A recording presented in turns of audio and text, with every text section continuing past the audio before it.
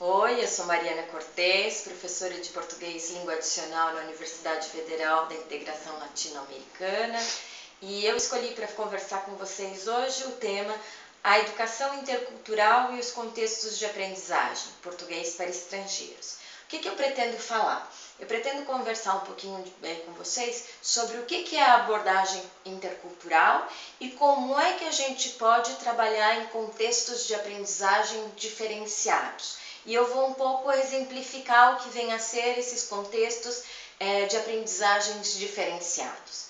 Então eu vou começar pontuando teoricamente o que vem a ser a abordagem intercultural.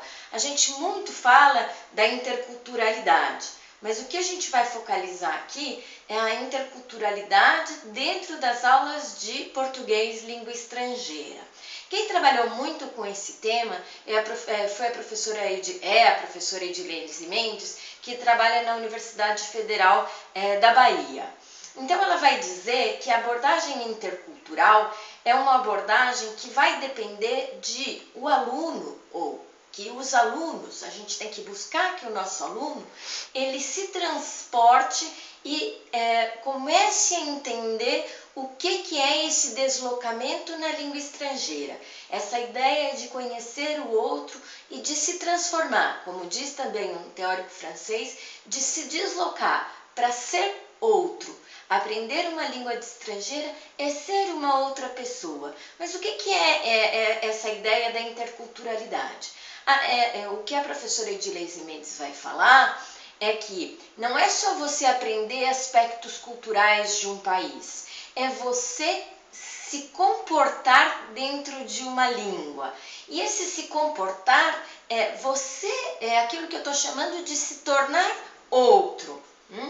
Então, o que ela vai dizer é que todo o professor de português e de língua estrangeira em geral, mas em particular a gente está tratando aqui do português língua estrangeira, ele vai sempre trabalhar numa perspectiva dialógica intercultural, em que o sujeito da aprendizagem, ou seja, o aluno, ele vai resgatar a sua própria cultura nessa aprendizagem. Então, à medida em que ele vai conhecendo, seja o Brasil, seja Portugal, seja os países africanos de língua portuguesa, ele vai reconhecendo nessa cultura aspectos da sua própria cultura.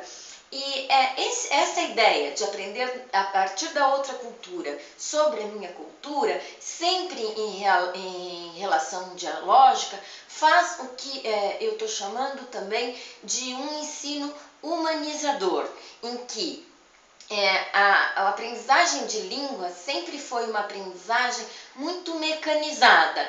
Eu aprendo a língua estrangeira para determinados fins. Então, eu aprendo língua estrangeira porque na minha empresa eu preciso me comunicar com os parceiros brasileiros, por exemplo.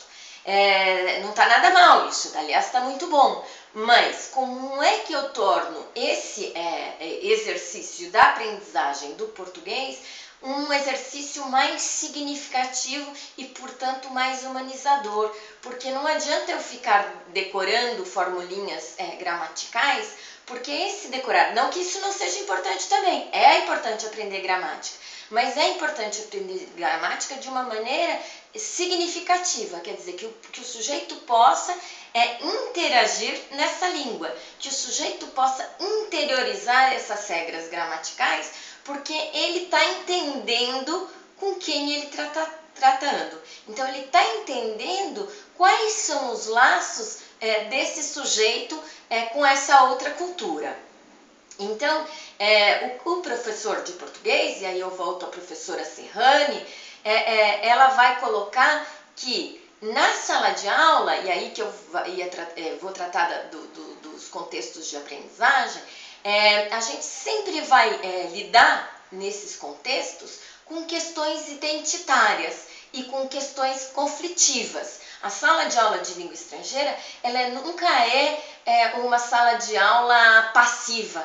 Ela é conflitiva, ela ela impõe para o professor determinadas voltas no seu próprio conhecimento.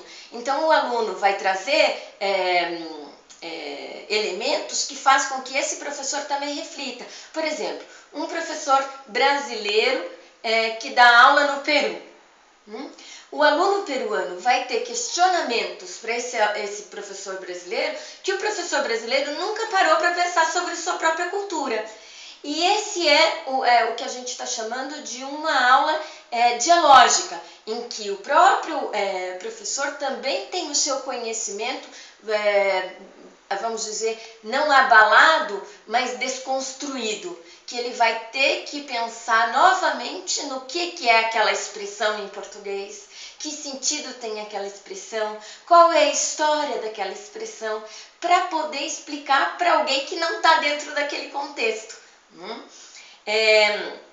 Pensando nisso, eu vou só citar uma partezinha de um texto da professora Edileuce Mendes, que ela vai dizer assim, que a dimensão de uma língua, desse modo, aqui o português. É o próprio lugar da interação, a própria instância na qual produzimos significados, ao vivermos no mundo e com os outros. Então, essa ideia de sempre partilhar, de sempre comunicar e estar em transformação. Uma aula de português, ela pode ser para fins específicos, ela pode ser uma aula para estudantes de português do ensino médio, da secundária, como se costuma chamar nos países hispanofalantes, ela pode ser como o contexto de aprendizagem que eu dou aula, que é o contexto de fronteira, em que eu tenho alunos paraguaios, alunos argentinos e alunos bolivianos, peruanos, mexicanos, num contexto de fronteira. E essa ideia do contexto de aprendizagem é muito importante o professor ter bastante descrito. Ele precisa saber por que ele está ali, quem são aqueles alunos, o que aqueles alunos estão fazendo ali. Então, aquilo que a gente, num primeiro momento, pode achar que é matar aula, que é conhecer os sujeitos com os quais você está trabalhando. Então, assim, de onde você vem, quais são as suas expectativas, qual é a sua relação, por exemplo, com a língua de aprendizagem, o português no caso, com a sua língua materna. Às vezes, no meu contexto de fronteira, a primeira língua do meu aluno é indígena, né? A língua originária. Então, como é que eu vou inserir um aluno no espanhol, no português, sabendo que é um trânsito linguístico importante, né? E aí, eu gosto muito de trabalhar o português língua estrangeira, as aulas de línguas, por meio das artes. Eu acho que a arte faz com que ela tem um exercício, ela tem uma dimensão que é esse você sair de si mesmo, é você transitar em espaços que não são seus. A literatura, quando diz assim, todo mundo repete várias vezes, a literatura você viaja. O que é esse viajar? Né? É você sair do seu eu. É você, às vezes, numa maneira de identificação, se tornar outro personagem. Esse exercício do deslocamento é o próprio exercício da aprendizagem da língua. Quer dizer, como é que eu saio de mim? Aquela língua que eu costumo dizer que a língua materna é uma língua confortável, para passar para uma língua que é desconfortável num primeiro momento. Quer dizer, em que você erra, em que você tropeça, em que você não consegue chegar exatamente àquele fonema, né? É uma língua de desconforto, é uma língua que vai propor uma certa tensão linguística, né? E tem uma autora que trabalha com sujeitos em situação de vulnerabilidade. Ela não é uma professora de língua. No entanto, ela é uma professora que vai tratar da literatura, ela é uma antropóloga, ela vai tratar a literatura como uma forma de resgate dos sujeitos em situação de vulnerabilidade. E ela o nome dela é Michelle Petit, ela é uma francesa, mas que estudou muito tempo na Colômbia. Estudou, trabalhou na Colômbia, trabalhou na Argentina também, pensa um pouco a respeito do Brasil também. E ela, num determinado momento, ela vai dizer o que é a leitura. e ela vai dizer assim: a leitura é transgressora. O leitor, ele vai ser um sujeito de desterritorialidade, ele vai abrir espaços de pertencimento, gestos de distanciamentos, de escape. E daí, num determinado momento dessa citação, ela vai dizer assim: é chamado de um outro lugar, essa abertura ao desconhecido, que vai despertar o desejo, a curiosidade, a interioridade. Está aí uma estranha conjunção entre o desarraigo e o conhecimento de si mesmo. O que é o desarraigo e o conhecimento de si mesmo, se não a própria abordagem intercultural? Quer dizer, é eu sair do meu espaço para conhecer a mim mesmo. A aprendizagem de línguas tem que ser esse processo humanizador em que a gente também vai se construindo. Essa é a própria experiência intercultural que, dentro da minha perspectiva, é o que a gente tem que trazer para as nossas salas de aula, né? Então, um desapego ao território, começar a confundir a sua língua materna com aquilo que a gente chama do portunhol, que a gente sempre diz que é um estágio de passagem, e é mesmo, quando é que a gente está fazendo tudo um só.